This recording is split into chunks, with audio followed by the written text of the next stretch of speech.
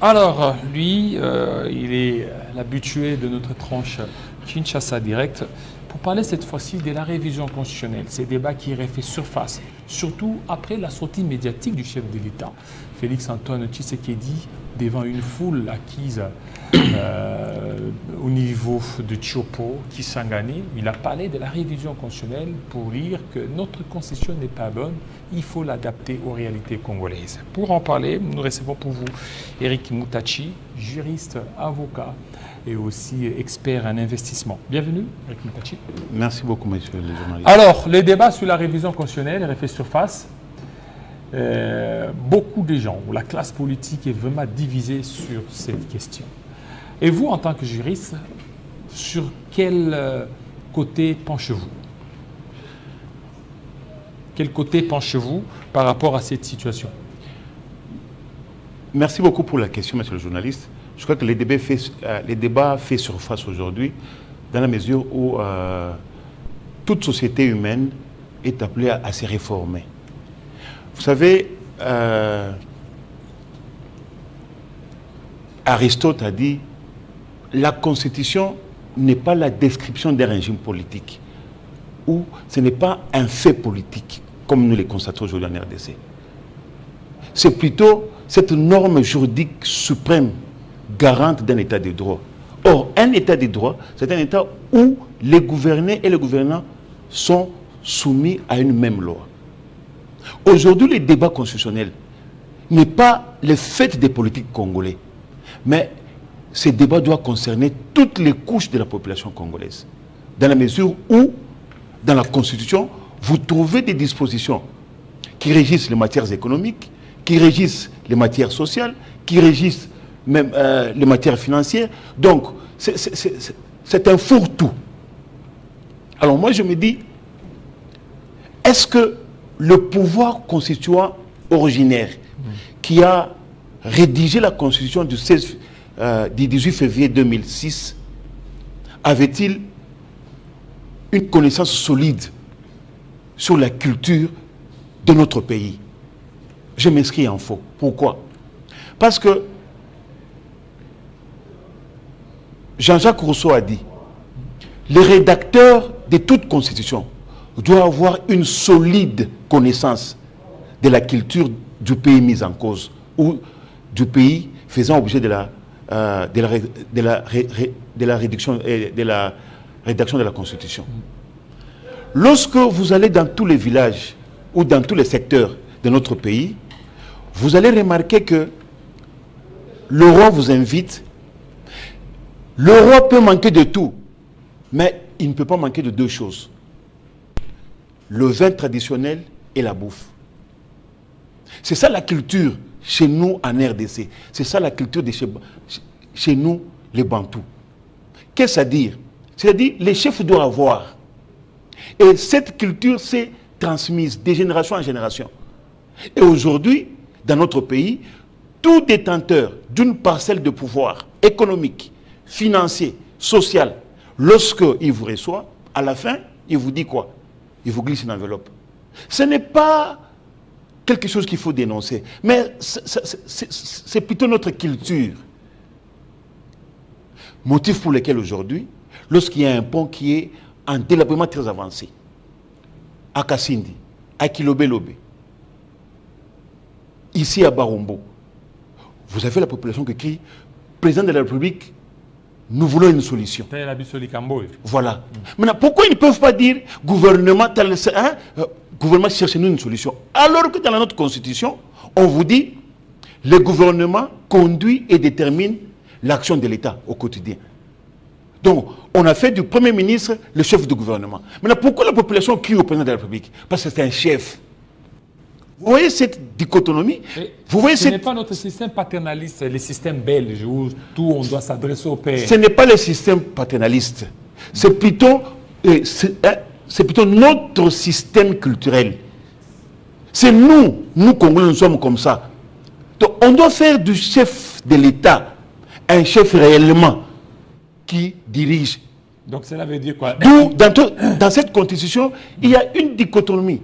Donc il y a il y a divergence de vues entre ceux-là qui ont rédigé la Constitution, qu'on appelle les membres du pouvoir originaire constituant, et ce qui se passe dans la réalité des Congolais.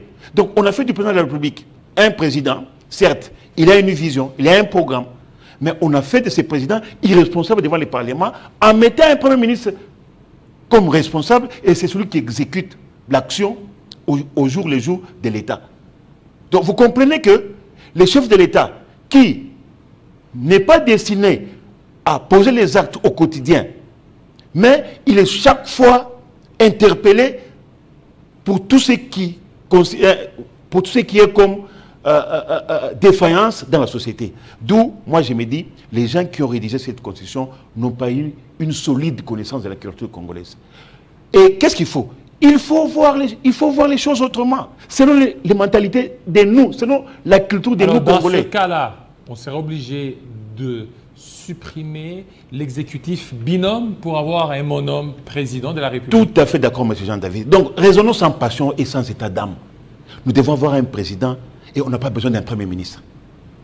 Alors, maintenant, qu'est-ce qui se passe? Dans notre société congolaise, ce n'est pas une société d'opposition.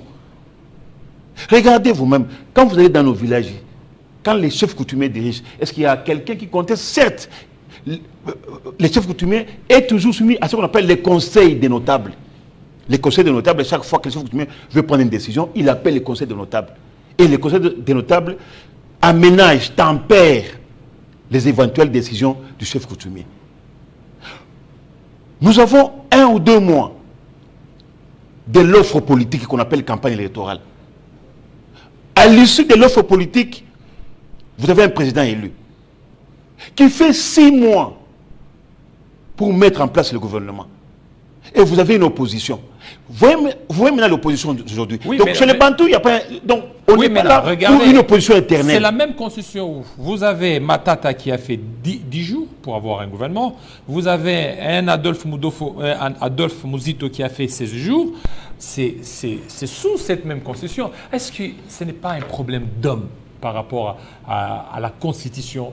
Parce qu'aujourd'hui, même si on mettait la meilleure Constitution au monde, aussi longtemps qu'on n'a pas encore formaté les têtes des Congolais, on continue toujours à violer les dispositions constitutionnelles. Certes, nous avons un problème d'homme, mais c'est surtout un problème de textes et surtout un problème de culture politique qui doit se conformer ou qui doit être prise en compte par la norme juridique suprême qui est la Constitution. Alors, dès l'instant où il y a un qui perd, il devient opposant. Vous comprenez? Donc ces actions risquent de mettre en cause toutes les actions du président tendant vers le développement. Donc qu'est-ce qu'il faut? Directement, on doit insérer dans la Constitution. Celui qui vient en 2e position, juste après l'élection du président, il devient le vice-président. Ceci a pour avantage, non seulement il va alléger le président dans ses charges, mais aussi l'action du président de la République sera contrôlée à travers l'institution présidence de la République. Donc vous avez un vice-président qui est d'opposition. Par conséquent, et l'opposition et ceux qui ont gagné le pouvoir vont se mettre ensemble pour poser les actions allant dans le sens du développement. Voilà un autre aspect de notre culture qu'on doit insérer dans notre Constitution. Mais non, oui, mais... Les derniers aspects, je termine par là. Les derniers aspects. Monsieur Jean-David, je vais relever quelque chose que les gens ne tirent pas attention.